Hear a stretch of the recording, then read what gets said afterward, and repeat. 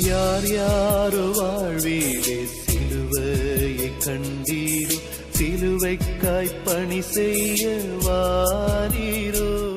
கிறிஸ்துவுக்குள் பிரியமானவர்களே, மரணத்தை ஜெயித்து உயிரோடு எழுந்த ஆண்டவர் இயேசு கிறிஸ்துவின் நாமத்தினாலே SMPM NGPM மிஷனரி இயக்கத்தின் சார்பில் எழுந்து கட்டுவோம் வாருங்கள் என்ற நிகழ்வுக்கு உங்களை அன்போடு கூட வரவேற்கிறோம். நம்முடைய ஆண்டவராகிய இயேசு கிறிஸ்து தம்முடைய சீஷர்களை நோக்கி, நீங்கள் உலகம் எங்கிலேயும் புறப்பட்டு போங்கள், சகல ஜனங்களுக்கும் இந்த நற்செய்தியை பிரசங்கம் பண்ணுங்கள் என்று சொல்லி மார்க் 16:15 அவர் சொல்லியிருக்கிற வசனத்தை கீழ்ப்படிந்து நம்முடைய பாரத தேசத்தில் 24 மாநிலத்திலேயும் நேபாள் நாட்டில் 5 மாநிலத்திலேயும் சுமார் 197 மிஷனரிமார் ஆண்டவர் இயேசு கிறிஸ்துவை குறித்து கேள்விப்பட்டிராதவர்கள் நடுவில் நற்செய்தி அறிவிக்கிற பணியில் ஈடுபட்டிருக்கிறார்கள். 2024 ஆண்டுகளுக்கு முன்பு கலிலேயா கடற்கரை ஓரமாய் நடந்து அடையாளங்கள் அற்புதங்கள் மூலம் வார்த்தைகளை உறுதிப்படுத்தின ஆண்டவர் இன்றைக்கும் தேசமெங்கிலேயும் மாபெரும் மாற்றத்தை உண்டாக்கி கொண்டிருக்கிறார். ஜனங்கள் தேவனை ஆராதிக்கிறதில் வாஞ்சையோடு இருக்கிறார்கள். ஒவ்வொரு ஜனங்களுக்கு ஒரு விடுதலை வேண்டும். இயேசு கிறிஸ்து இந்த விடுதலை தருகிறார் என்பதை கேள்விப்பட்டு மக்கள் கூட்டங்கூட்டமாய் மந்தையில் வருகிறார்கள். கடந்த நாட்களில் நான் உத்தரப்பிரதேசம் சென்றிருக்கும்போது அங்கே பல மிஷினரிகளோடு பேசும்போது சொன்ன காரியம், வீட்டில் நடக்கிற ஆராதனைகளை இன்றைக்கு நிறுத்திவிட்டார்கள். ஆனால் அதே சமயம் ஆலயம் கட்டுங்கள், உங்களுக்கு நாங்கள் அனுமதி தருகிறோம், ஆலயத்தில் ஆண்டவரை ஆராதியுங்கள் என்று சொல்லி அங்கே அரசு அருமையானவர்களே ஒரு வார்த்தை ரீதியாக இதை சொல்லி கொண்டிருக்கிறார்கள். இதை எல்லா பஞ்சாயத்துலேயும் சொல்லுகிறார்கள், உங்களுடைய ரெஜிஸ்ட்ரேஷன் போர்டை போட்டுக்குங்க அப்படின்ட்டு. ஆகவே அருமையானவர்களே, இந்த கடைசி காலங்களில் இது ஒரு விதத்தில் ஒரு திறந்த வாசல் என்று சொல்ல வேண்டும்.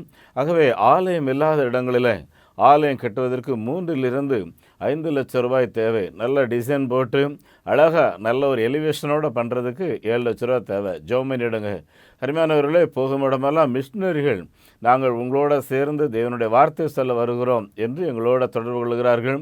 அவர்களை முறையாக பயிற்சி கொடுத்து ஊழியங்களுக்கு பயன்படுத்துவதற்காக திட்டங்களை வைத்து உழைத்து கொண்டிருக்கிறோம். நீங்களும் அதற்காக ஜெபித்து கொள்ளுங்கள். ஒரு மிஷினரிக்கு ஸ்பான்சர்ஷிப் 3000 ரூபாய், ஒரு ஆதிவாசி பிள்ளைக்கு ஒரு பகுதி 600, முழுமையாக பொடுக்கெடுக்க 1200. அதே போல் மிஷினரியுடைய குழந்தைகளை படிக்க வைக்கிறதற்கு 1000 ரூபாய் வாங்குகிறோம். அருமையானவர்களே, ஆண்டவர் இயேசு சொன்னார், அறுவடைக்கு கதிர்கள் விளைந்து கிடக்கிறது, எஜமான் ஆட்களை அனுப்பும்படி வேண்டிக் கொள்ளுங்கள் என்று சொன்னார். உண்மையிலேயே நம்முடைய நாட்டில் ஏராளமான கதிர்கள் அறுவடைக்கு ஆயத்தமாக இருக்கிறார்கள்.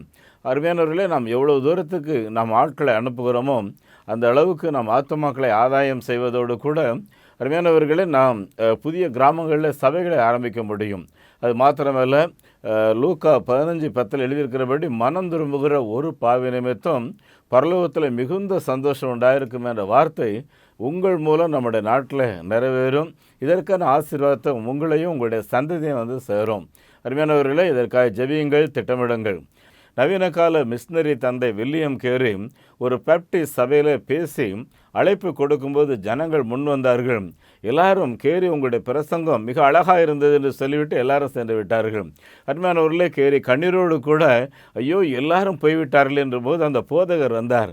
போதகர் வந்த உடனே போதகர்கிட்ட கேட்டார், ஐயா எல்லாரும் நல்லா இருக்குன்னு போயிட்டாங்க, நீங்களும் நல்லா இருக்குன்னு போக போகிறீங்களான்னு சொல்லி கையை பிடிச்சி அளவு பண்ணதான் அந்த போதகர் சொன்னார், இல்லை கேரி, நாம் இங்கேயே முழங்கால் படிக்கிட்டு ஜெபம் பண்ணி சரியான திட்டங்களை நாம் செயல்படுத்த போகிறோம் என்று சொல்லி.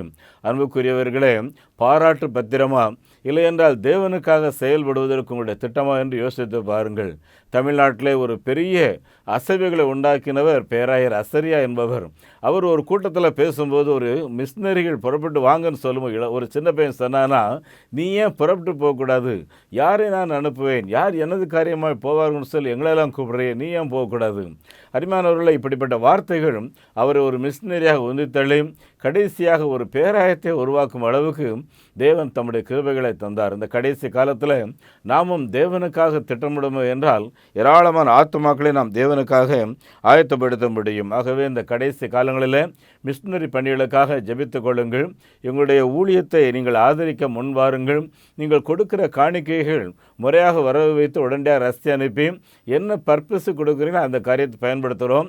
ஆலயம் கட்டுறது நீங்கள் கொடுத்தீங்கன்னா 3 மாதத்தில் ஆலயங்கள் எங்கே கட்டியிருக்கிறோன்னு சொல்லி உங்களுக்கு கட்டி விடுவோம்.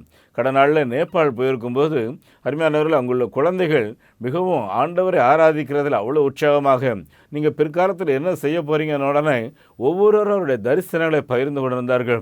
ஒரு பிள்ளை 13 வயசு, அவள் எழும்பி நின்று கண்ணீரோடு கூட, அங்கிள், நான் எங்களுடைய நேபாள் கிராமங்களில் இயேசு கிறிஸ்துவின் நாமத்தை மகிமைப்படுத்த வேண்டும். நான் ஒரு அனாதை, சாப்பிட்றதுக்கு வழி இல்லாமல் ரோட்டில் தான் படுத்து கிடப்பேன். இந்த அங்கிள் போன வருஷம் தான் என்னை இந்த ஹாஸ்டலுக்கு கூப்பிட்டு வந்ததுன்னா நல்லா இருக்கேன். 13 வயசு, 1ஆம் வகுப்பு படிக்கிறான். என் அன்புக்குரியவரில் அங்கே ஒரு 65 குழந்தைகள் இருக்காங்க. இந்த குழந்தைகளுக்காக நீங்கள் ஜெபம் பண்ணிடுங்க. பாழாய் போய்கொண்டிருக்கிற இந்த மனுக்குல வாழ்க்கையில் மனிதனை மனிதனாக வாழ வைக்கிறதற்கு நம்ம என்ன செய்ய போகிறோம்னு சொல்லி யோசித்து பாருங்கள்.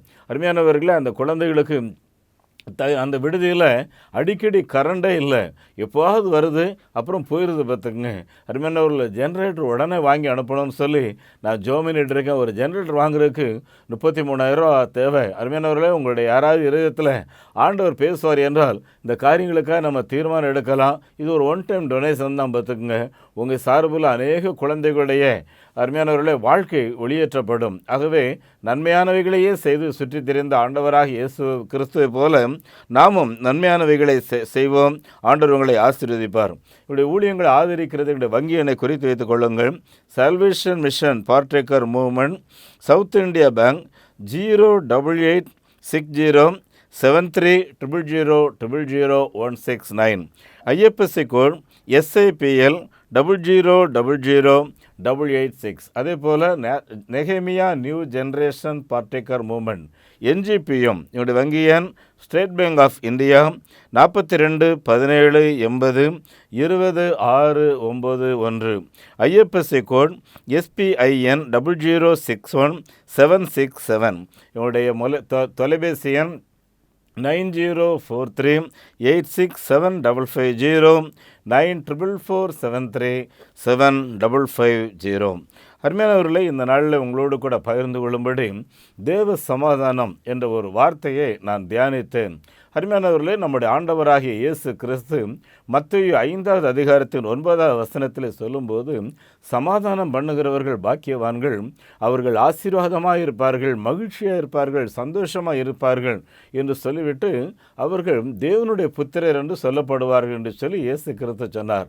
அருமையானவர்களே, மகாத்மா காந்தி அவர் இந்த வேதாகமத்தை படித்து இந்த வசனத்தை படிக்கும்போது தான் அவருடைய உள்ளம் சமாதானத்தை உருவாக்க வேண்டும், சமாதானத்துக்காக வாழ்ந்தால் எந்த காரியத்தையும் சாதித்துவிட முடியும் என்று சொல்லி அந்த வசனத்தின் அடிப்படையில் தான் அகிம்சை கொள்கையை இந்தியாவிலே உருவாக்கி, இதன் அடிப்படையில் நம்முடைய பாரத நாட்டில் கத்தியின்றி கலவரமின்றி ஒரு அகிம்சையினாலே ஒரு சமாதானத்தோடு கூட நம்ம நாட்டுக்கு சுதந்திரத்தை வாங்குவதற்கு தேவன் அவரை பயன்படுத்தினார். அப்படி என்றால் அருமையானவர்களே, நான் வாழுகிற சொசைட்டியில் இன்றைக்கி நிறைய பிரச்சனை, நிறையா கலவரம்.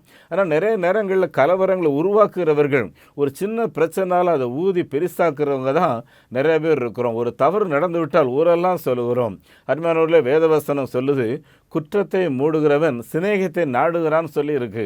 அப்படின்னா குற்றத்தை மூடுகிறோமோ அதை பெருசுப்படுத்துகிறோமாங்கிறத யோசித்து பாருங்க. அருமையானவர்களை அப்ரிசியேட் பண்ணுறது மூலமாக தான் ஒருவருக்குள்ளாக நல்ல குணங்கள் வளர முடியுமே தவிர அவனுடைய குற்றங்களை மேலும் மேலும் சொல்லிக்கிட்டே இருந்தோம் அப்படின்னா மேலும் மேலும் குறுகிய மனதோடு கூட செயல்திறனை அவர்கள் இழந்து விடுவார்கள். அருமையானவர்களே, நீங்கள் மற்றவர்களுக்கு ஆசீர்வாதமாக இருக்க வேண்டும் என்பதற்காக இந்த வார்த்தைகளை உங்கள் மத்தியில் நான் பகிர்ந்து கொண்டிருக்கிறேன். நம்முடைய ஆண்டவராகிய இயேசு கிறிஸ்து அவருக்கும் இந்த பூலோகத்தில் உள்ள ஒவ்வொரு மனு குலத்திற்கும் இருந்த எல்லா பகைகள், எல்லா விதமான கசப்பான காரியங்களை நீக்கி போடும்படி அவரே சமாதானத்தின் தேவனாக இந்த உலகத்துக்கு வந்தார். இயேசு சொன்னார், என்னுடைய சமாதானத்தை உங்களுக்கு வைத்து போகிறேன் என்று சொன்னார். அருமையானவர்களே, சமாதானங்கிற வார்த்தை உலகமெங்கிலேயும் பேசப்படுகிறது. சமாதானத்துக்காக தூதுவர்களை நியமித்திருக்கிறார்கள். மதர் தெரசாவை அவர்களை சமாதானத்தின் தூதுவர் என்று சொல்லி ஐநா டிக்ளேர் பண்ணியது. ஆனால் இந்த சமாதானம் எங்கே என்பது ஒரு பெரிய கேள்விக்குறி. ஒவ்வொரு தலைவர்களும் புறாக்களை பறக்க விட்டு நாங்கள் சமாதானத்தை விரும்புகிறோம்னு சொல்கிறாங்க. ஆனால் ஆயுதங்களை குவித்து வைத்துக் கொள்கிறார்கள். எந்த நாட்டை எப்போ தாக்கலான்னு திட்டம் வைத்து கொண்டிருக்கிறார்கள். அருமையானவர்களை, இப்படி ஒருவருக்கொருவர் ஆசையோடு எரிச்சலோடு ஒருவருக்கொருவர் பண ஆசையோடு செயல்பட்டு கொண்டிருக்கிற காலங்களில் சமாதானம் எங்கே ஒரு பெரிய கேள்விக்குறி. அந்த சமாதானத்தை உருவாக்குகிற ஒரு மனுஷனாக நான் இருக்க முடியுமா என்று சொல்லி சற்று யோசித்து பாருங்கள். என் அன்பானவர்களே, இந்த சமாதானம் என்கிற வார்த்தை புதிய ஏற்பாட்டில் மாத்திரம் கிட்டத்தட்ட 250 முறை வருகிறது. நம்முடைய ஆண்டவராகிய இயேசு கிறிஸ்துவனுடைய சுவிசேஷ புஸ்தகத்தில் மாத்திரம் அருமையானவர்களே 90 முறை வருகிறது. பார்த்துக்குங்க அருமையானவர்களே, பல நேரங்களில் எரேமியா தீர்க்கதரிசி சொல்கிறாரு, சமாதானமான ஒரு சூழ்நிலையே கிடையாது, ஆனால் சமாதானம் சொல்லி பொய் பேசி சமாதானமான ஒரு சூழ்நிலை இருக்கிறது போல வேஷம் போட்டு காட்டுகிறீங்கன்னு சொல்கிறாரு. அருமையானவர்களே, சமாதானம் என்பது நம்முடைய உள்ளத்துக்குள்ளே தங்கியிருக்கிற ஒன்று. பார்த்துக்குங்க அருமையானவர்களே, இன்னும் ஏசாயா தீர்க்கதரிசி தன்னுடைய 32வது அதிகாரத்தின் 14வது வசனத்தை சொல்லும்போது, இந்த சமாதானம் என்பது தீமையோடு ஒரு நாளாவது ஒத்து போகாது என்று சொல்லுகிறார். உண்மையான சமாதானம் என்பது தீயவர்களை உணர்த்தி நீ இந்த தீய காரியங்களிலிருந்து வெளியே வா என்று சொல்வதற்கு அது கிரியை செய்யும் என்று சொல்லுகிறார். அருமையானவர்களே, சமாதானம் செய்வது என்பது பாவ சுபாவத்தின் பிடியில் இருந்து மனிதனை விடுவித்து தேவனுடைய சத்தியத்தை அவனுக்கு போதித்து அதன் பாதையில் நடக்க வைக்கிறது என்பதுதான் சமாதானம் செய்தல் என்பது. என் அன்புக்குரியவர்களே, இந்த மாபெரும் முயற்சியை உங்களால் செய்ய முடியுமான்னு யோசித்து பாருங்கள். நடந்த ஒரு நிகழ்வை நான் முடிக்க விரும்புகிறேன். அருமையானவர்களே, நம்முடைய இந்தியாவுக்கு வந்த ஒரு கிறிஸ்தவ மிஷினரி கிறிஸ்டியன் ஸ்வார்ட்ஸ் ஐயர் என்பவர். இவர் தஞ்சாவூரில் தங்கியிருக்கிற நாட்களில் அங்கு உள்ள தஞ்சாவூர் மன்னர் சரபோஜி மன்னருக்கு அவருடைய தகப்பனாரால் இவர் ஆலோசகராக நியமிக்கப்பட்டார். ஆகவே அரசவையிலே தங்கியிருந்தால் பல இடங்களுக்கு நற்செய்தி அறிவித்தார். ஒரு முறை திப்பு சுல்தான் என்பவர் ஒரு பெரிய கலவரத்தை உருவாக்குவதற்காக படையோடு கூட அவர் மைசூரிலிருந்து புறப்பட்டு கடைசியாக திருச்சி வரைக்கும் வந்துட்டார்.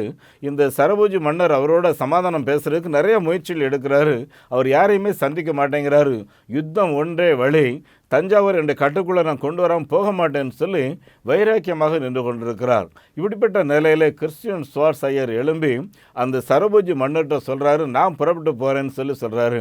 அப்போ சரபோஜி மன்னர் சொன்னாராம், அவர் இதுவரைக்கும் யாரையும் சந்திக்க மாட்டேன்னு எல்லாரும் அவமானப்படுத்தி அனுப்பும்போது உங்களே அதே மாதிரி அவமானப்படுத்திட்டா உங்களை போல பெரியவரை நான் இழந்து விடுவேனோ என்று வேதனைப்படுகிறேன்னு சொல்லும்போது அந்த கிறிஸ்டியன் ஸ்வார்ட்ஸ் ஐயர் என்ன சொன்னாரான் தெரியுமா, நீங்கள் அப்படி சொல்லாதீங்க, நான் இயேசு கிறிஸ்துவின் வெள்ளத்தோடு போகிறேன், நிச்சயமாக இயேசு கிறிஸ்துவுடைய தூதர்களை அனுப்புவார், அவரோட ஒரு சமாதானமான சூழ்நிலை உருவாக்குவார் அப்படின்னு சொல்லிட்டு ஜெபத்தோடு அவர் புறப்பட்டு போகிறாராம். அருமையானவர்களே, கிறிஸ்டியன் ஸ்வார்ட்ஸ் ஐயர் பேச்சுவார்த்தை நடத்துவதற்காக வந்து கொண்டிருக்கிறார் என்கிற செய்தியை திப்பு சுல்தான் கேள்விப்பட்ட உடனே அவசரமாக புறப்பட்டு தன்னுடைய காலணி அழிந்து கொண்டு வேகமாக வெளியே ஓடி வந்து அந்த பெரியவரை பார்த்து, ஐயா என்னை மன்னித்து கொள்ளுங்கள், நான் உங்களை வரவேற்று விட்டேன், நான் அமைதியாக திரும்பி சென்று விடுகிறேன், உங்களை போன்றவர்களை நான் வேதனைப்படுத்தி விட்டேன் என்று எண்ணுகிறேன் என்று அவரிடத்தில் ஒப்புரவாகிவிட்டு தான் வந்த வழியாகவே திரும்பி போய்விட்டாராம். என் அன்புக்குரியவர்களே, சரித்திரத்தில் நடந்த உண்மை சம்பவத்தை அப்படின்னா தேவனுடைய பிள்ளைகள் என்று சொல்லக்கூடிய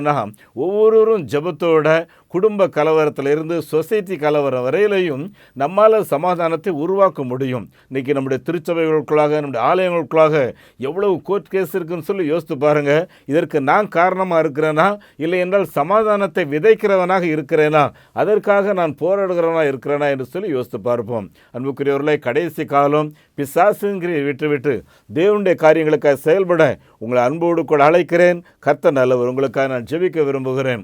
பரலோக தந்தையே, இன்றைய வார்த்தைகளை கேட்டு உங்களுடைய பிள்ளைகள் எல்லாரோட நீர் பேசும். நாங்கள் எல்லாரும் சமாதானமாக இருக்கும்படி அழைக்கப்பட்டிருக்கிறோம். கூடுமானால் எல்லா மனிதர்களோடும் சமாதானமாக இருங்கள் என்று வேதம் சொல்கிறது சுவாமி.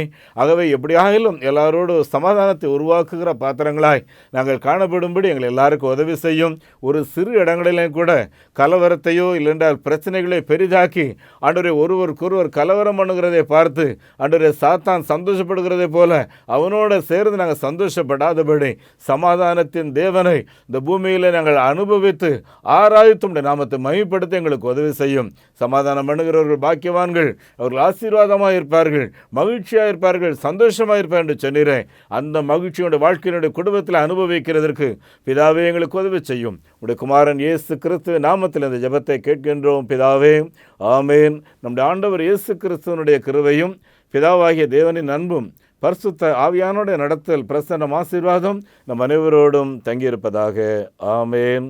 இந்த மாபெரும் நற்செய்தி பணியில் ஒரு ஆதிவாசி குழந்தைய நீங்கள் 600 ரூபாய் கொடுத்து படிக்க வைக்கலாமே, உங்களால் ஏன்ற தொகையை கொடுத்து ஒரு ஆலயங்கள் கட்டுவதற்கு தீர்மானம் எடுக்கலாமே, உங்களுடைய பங்குகள் என்ன?